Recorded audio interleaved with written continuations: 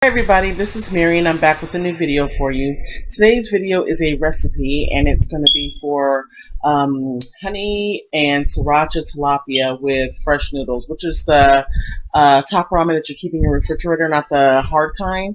And lots of veggies in this, lots of seasoning, and like I said, the fish is flavored with honey and sriracha, so it's got a sweet and spicy type of thing going on. My family really enjoys this dish, so if you'd like to see how I make this, just keep watching.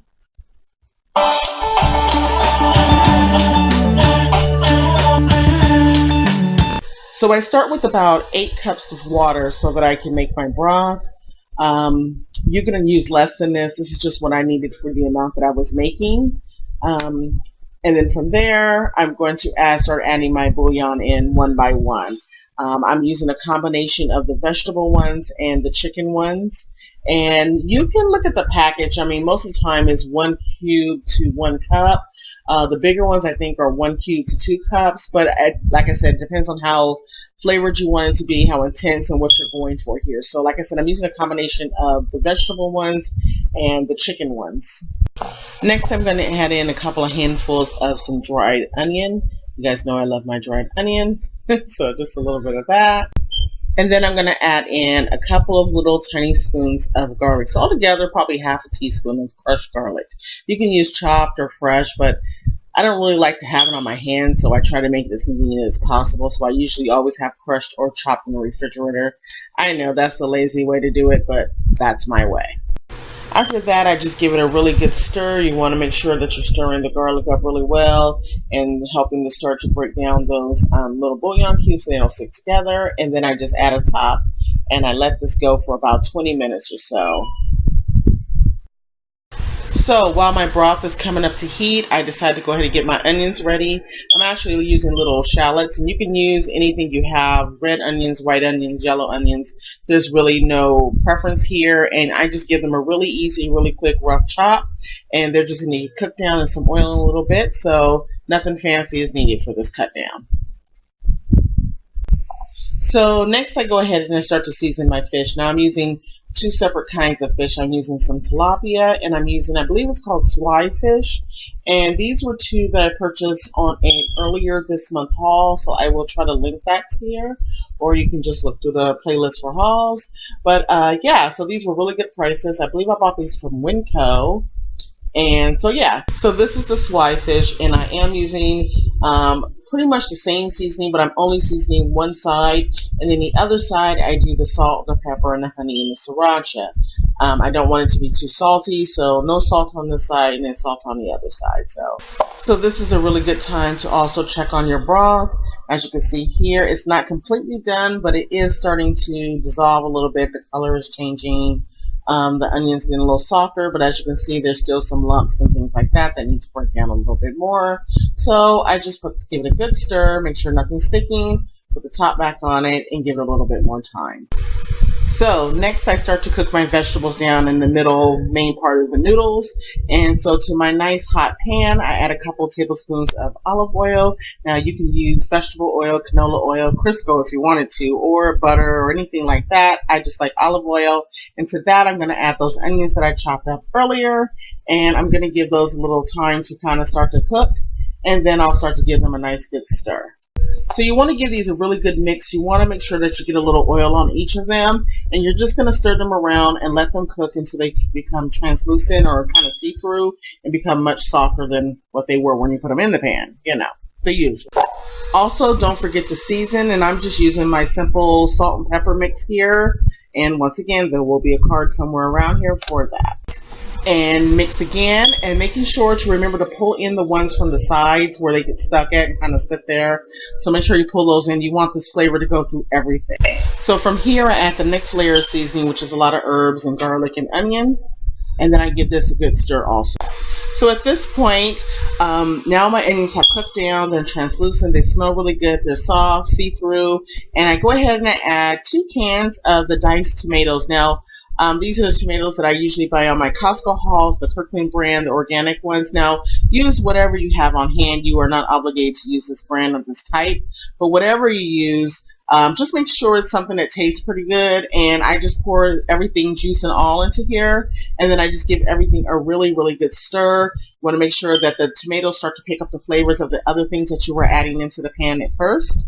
And you just stir this around until everything is really, really mixed in. And then the next thing we're going to add is the spinach. So the spinach I'm adding is the spinach that I usually buy from Costco every month. I usually buy those big 2-pound bags, and I think it's actually more like 3 pounds. I have to look back at a haul, but I break them down. So one of those bags will make 3-gallon size bags, and that's basically what this is. And then I can just put it in the freezer. And this works best with the ones that don't need to be washed. That way you can just put it in the freezer and go from there. But anyway, this is 1-gallon size bag. And as you can see, some of it started to thaw out. Some of it was still frozen, but it just seems to keep really, really good this way. So if you buy those big bags and you don't need to use them all at one time, this is a great way to not have to rush and use it, not have it go bad in your refrigerator, and still look really good and taste really awesome in your food. So once again, I just put this whole bag in, I give it a really good mix, and then I'm going to add the top, and I'm going to let the steam do its work, and then I will be back to it once it's broken down and some of the juices have started to disperse a little bit better. So after about 5 or 6 minutes, I go back and I check it again. As you can see, it's starting to wilt. I have one section that's still frozen. It's being a little stubborn here. So I just kind of try to break it down with my trusty dandy spatula. And yes, I went back to my orange spatula, even though I bought that other one. It scrapes up too much stuff. So anyway, I just try to break it down with the spatula a little bit, and those pieces that are frozen, and then I'm going to end up putting the top back on this and coming back in about 5 more minutes. Okay, so after another 5 minutes or so, everything's looking really good. So I add 1 can of tomato sauce. Now this is the tomato sauce I usually buy when I go to Costco. So it's a part of those hauls. You'll be able to see it there. But once again, use whatever you have. Just make sure it's something that actually tastes good. You don't want to put tasteless stuff on top of your really tasty veggies, right? And so anyway, you're going to give this a really good stir again. You want everything to, that's the thing, I continuously like to build my layers. And then from here, I start to season. So I'm going to start to add with my salt and pepper mix. And then I'm going to give this a really good stir. Once again, we want to make sure, spinach is a pretty bland vegetable. So you want to make sure that it's, like I have a lot of it over there in the corner. So you want to make sure you pull that in and make sure that everything gets a lot of flavor in it. Because, you don't want bland food. Kind of sucks.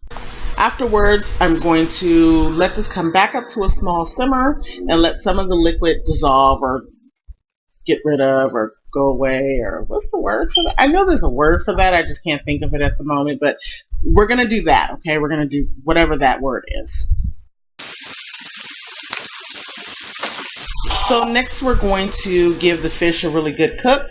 And I'm going to lay these on a really hot grill. Now I put a little olive oil on this, and then I just laid them seasoning side down.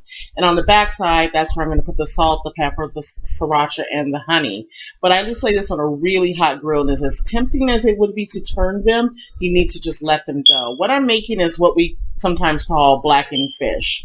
And I'm not using a Cajun seasoning or anything like that. I know you do, but this is just going to be darker than I would usually make it. But it just sears in all that seasoning, and it gives a really good flavorful fish. So that's what we're doing here. So we're going to let this sit here for probably about 4 minutes or so until you can put the spatula underneath it and turn it without it sticking. So the same with the next fish. What you see in the middle bubbling is the honey and the sriracha as it melts down because it's hot. So yeah, yummers. So once I turn it over, what happens is now the fish is actually cooking in that honey and sriracha mix. So once again, yummers. So same situation here. This fish is about the same in thickness as the other one, so about the same timetable. So altogether, the fish probably takes about 6 or 7 minutes with both sides combined. So it's a really quick meal, and that's why you cook the other stuff and kind of get that going and know where you are with this. Oh, and by the way, at this point, you should have had turned down or turned off your broth and just have that at a simmer or just keeping it warm. Sorry, I forgot to go back. So at this point, I go back to my vegetables that were there, and I start to add the noodles. Now, remember I said these were fresh noodles, and so I just kind of break them up into pieces and just set them down. It doesn't have to be the full top ramen experience in this case. Yeah, my family's not that picky. Next, I start to ladle the broth over the top of this. So I probably use probably about half of it. So I started with 8 cups, so I probably use 4 cups worth, and I just ladle it on top of there. I don't use really too much. These little noodles come with like a seasoning pack, regular top ramen, but they're just fresh. And they come with a seasoning pack, and I don't really want to use a lot of those. So that's one of the reasons I make the broth. I could just use that with water, and it would be fine, but I want to cut down some of the salt. And so I use, like I said, about 4 cups of this is what I end up spooning over the top.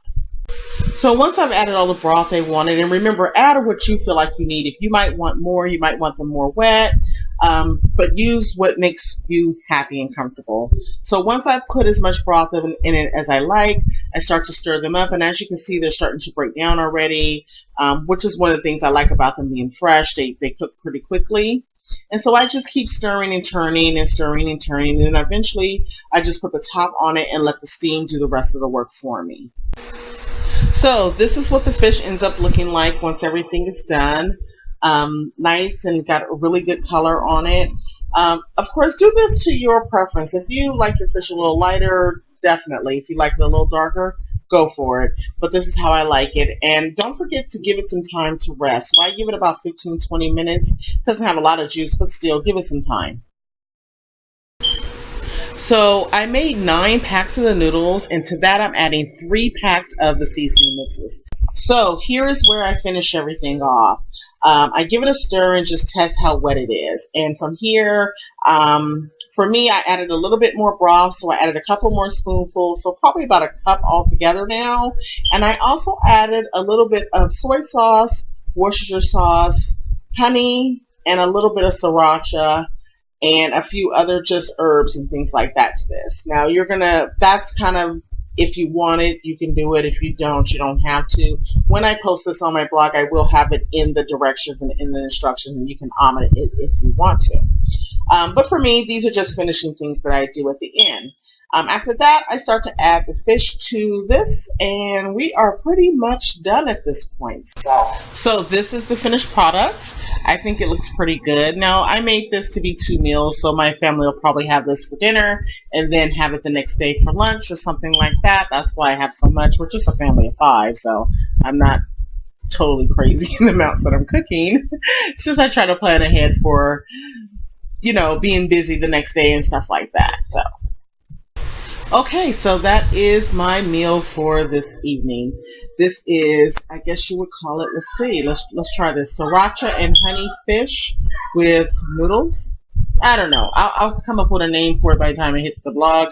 But in the meantime, this is what I made for dinner. Anyway, I hope you guys enjoyed this video. I know I was absent on last week, but I was trying to make some changes. So in case you notice, I had 2 hands in this video. So yeah, I bought a new tripod. I also bought some new pots, and I have a new burner. So I will be doing reviews on the pot and the burner coming up this week. So look out for those. And I am back to my regular schedule, and I'll be making videos much more often than I have been for the last week. So anyway, if you guys enjoyed this video, please give it a thumbs up. If you know anyone that would enjoy making this or enjoy eating this, please share. If you haven't subscribed, please hit that subscribe button. If you have subscribed, thank you so much. I appreciate it. I appreciate you. And I do want to thank you for your patience for this last week. And I think that's it. I will talk to you guys tomorrow with a whole new video. And have a great day. And thanks for watching. Bye.